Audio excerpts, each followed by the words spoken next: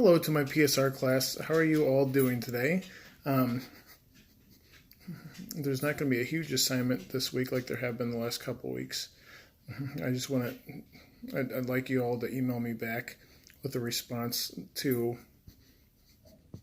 something that caught your attention that you thought was really neat, or maybe something that you didn't know before that you learned while I talk about this. We're going to talk about Holy Week, mainly the Triduum, which is Holy Thursday tomorrow, Good Friday, and Holy Saturday, which leads right into Easter. So I'd like to just go over that with you and go over the stations of the cross, because I know we went over and we had the live stations thing that we did a few weeks ago, but I don't know if you really got a chance to pay attention and listen to them because you're so busy getting ready to participate in it by playing a part. And even if you were in each scene, you're probably semi-distracted with holding a pose for a certain amount of time and trying not to move. That you may not have gotten a chance to really listen and think about each station. So I'd like to go over all those with you. Everything starts today. Today, if you remember, Father Bob had a little trivia thing that last night that we had the last time we had class, and he talked about this. He asked if anybody knew what Spy Wednesday was. And Spy Wednesday is a day that's today. It's the day that Judas spied on Jesus to look for a chance and an opportunity to hand Jesus over to the chief priests, which would then lead him to die. So that's what today is. Today is Spy Wednesday. Tomorrow is Holy Thursday. On Holy Thursday, that's when the Last Supper took place, when Jesus washed the feet of his disciples, and the agony in the garden when he was handed over to the Jews. So at the Last Supper, we all know what happened there. That's the institution of the Eucharist, when Jesus, for the first time, gave his body and blood and bread in the form of bread and wine to the disciples. It's the first time he transubstantiated the bread and the wine that they were eating at supper into his body and blood and handed it out to the disciples. It was customary for Jews to have 4 cups of wine during a meal. And during the Last Supper, Jesus only had 3 cups. He didn't have the 4th cup, and you'll find out soon, because the 4th cup would mean that the supper was completed. But for Jesus, the supper wasn't completed. It was just beginning, even though after they were done and they all went about their business, you'd think that the supper was ended, but for Jesus, it wasn't ended.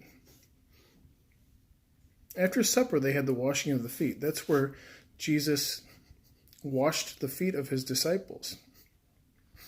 Now, washing somebody's feet back in those days, and even in our days now, you'd think that's some lowly service that somebody beneath you would perform. But Jesus wanted to show that nobody's beneath doing anything, or nothing's beneath. There's no service that's beneath anybody when it comes to serving your brothers and sisters. So he wanted to wash the feet of his disciples instead of having his disciples wash his feet, to show them that, and he even used these words, I came not to be served, but to serve. So if Jesus can do things that we would think would be beneath our King, then why wouldn't we be able to do things like that? Lastly was the agony in the garden, when Jesus went to the garden to pray for an hour and the disciples fell asleep. And Jesus knew it was coming. He knew he was getting really close to being ready to die. And he was very anxious and scared because he knew what he was going to feel. Um, during the agony in the garden, he prayed. He asked the Father, God, that, hey, if you can not make me have to go through this, that'd be great. But he always ended it with, but not my will, but your will be done. So he wanted to do whatever God had planned. And for us to be relieved of our sin, Jesus had to die. And he was willing to go through all that, even though it was going to be painful and terrible. He was willing to go through it. That's why he said, but not my will, but your will. And it was then at the agony in the garden that Judas led the chief priests and the Jews to where Jesus was and handed Jesus over to the chief priests and Jews. So that's when he was captured, and that leads into Good Friday. Good Friday, the first thing that happened, Jesus went to Pilate. Pilate tried, in a way, to get Jesus out of what the Jews were wanting to do, which was to have him killed. Pilate even told them, what has he done wrong? And they could never really answer him other than to say that he was being blasphemous. You know, even today, if you saw a man claiming to be God, most people would probably just write him off as they're crazy. They wouldn't condemn them. They wouldn't spend a day in jail, much less get put to death. But the Jews knew what they were dealing with, and they were jealous, and they had Jesus committed to death. And they were getting the crowd all worked up, which scared Pilate into washing his hands of this and telling the Jews to do whatever they want.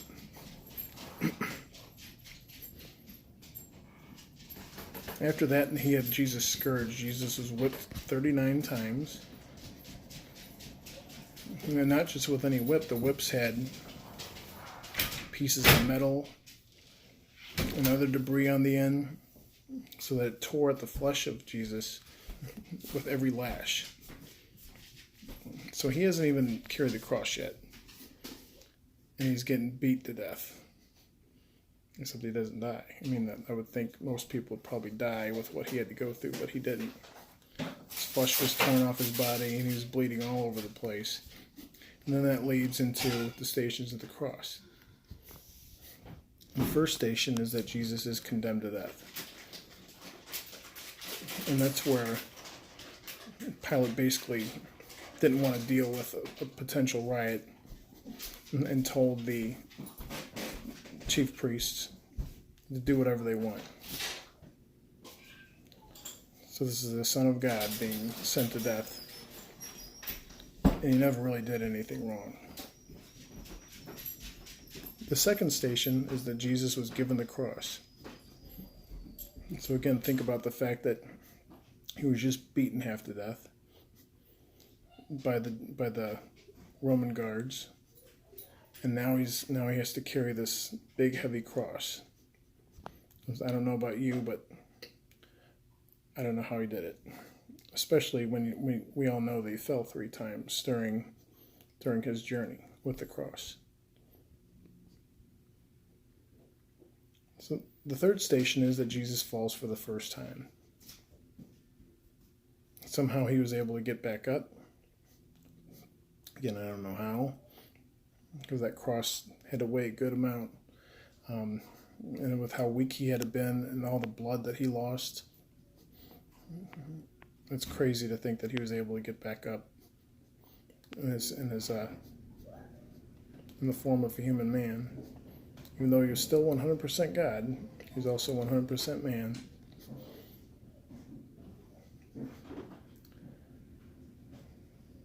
So he accepted all those human weaknesses too, except for sin. He never sinned. But he fell, and he was able to get back up. The fourth station, Jesus meets his mother. Can you imagine what thoughts must have been going through Jesus' head? as he's on his march to death, basically. And he comes across his mother. And what's going through her head, too, to see her baby, her child that she agreed to have the Son of God. She knew there would probably be difficult moments like this. And now she's looking at it straight in the face. And seeing her son bleeding profusely, beaten so badly, carrying that cross. She probably wanted to do everything she could to get him out of that, but she knew she couldn't. And it took a crazy amount of strength from her. The fifth station, Simon of Cyrene is pressed into duty to help Jesus carry the cross. So the Roman guards knew that Jesus was weak. So they asked one of the bystanders, his name was Simon, to help Jesus. And Simon leapt right into action and helped Jesus carry the cross the rest of the way. The sixth station is Veronica wipes the face of Jesus. One of Jesus' followers was Veronica. And she was right there with a towel to wipe all the blood and sweat from his face. I mean, think about all that blood and sweat running into your eyes. I mean, as much pain as he was in, his eyes were probably stinging from all the blood and sweat getting into his eyes. Maybe not as bad as all the pain he felt throughout his body, but Veronica helped him a little bit with some of his pain. The seventh station, Jesus falls the second time. So again, he's already fallen once. This is the second time that he's taken a tumble. And he has to get back up again. The eighth station, Jesus meets the women. And the women were all followers of his, and of course they were upset seeing him the way he was. But Jesus told them, "Weep not for me, but for your children." So even as badly beaten as he was still telling people, hey, don't worry about me. You need to worry about you and all of your family and friends. Because he was going to be going away. And we wouldn't have the Son of God with us anymore. The ninth station, Jesus falls the third time. This is Jesus' last fall before the tenth station, which is Jesus is stripped of his garments, which had to be humiliating to have him only left with a loincloth to wear. And then the 11th station, Jesus is nailed to the cross. Now, while he was on the cross, there was still work to be done. He wasn't done yet. He didn't just get nailed to the cross and die, and that was it. While he was on the cross, he forgave. He asked God, the Father, to forgive the people who did this, who pressed him into carrying the cross and killing him. He told his Father, "Father, forgive them, for they know not what they do," and they really didn't. Also, while he was up on the cross, he was mocked by two thieves, one on his left side and one on his right side. They were also being crucified. But one of the thieves came around and said, we deserve what we're getting, but this man has done nothing wrong. And he asked Jesus, remember me when you come into your kingdom. And Jesus told him, you will be with me this day in paradise. Now, how about that? That definitely shows you it's never too late to ask for forgiveness. In addition to that, he charged John the disciple with caring for his mother Mary after he would be gone. And before he died, he said, I thirst. And he was given a sponge soaked in wine and vinegar upon a hyssop branch. So that that sponge was soaked, like I said, in wine. That's that fourth cup of wine. After he took that drink of that wine from that sponge, he gave up his spirit. And that's the 12th station where Jesus dies.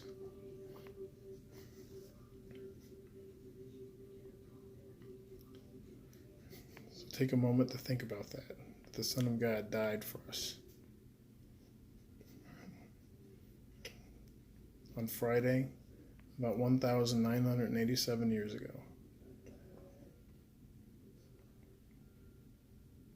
The 13th station was Jesus was taken down from the cross.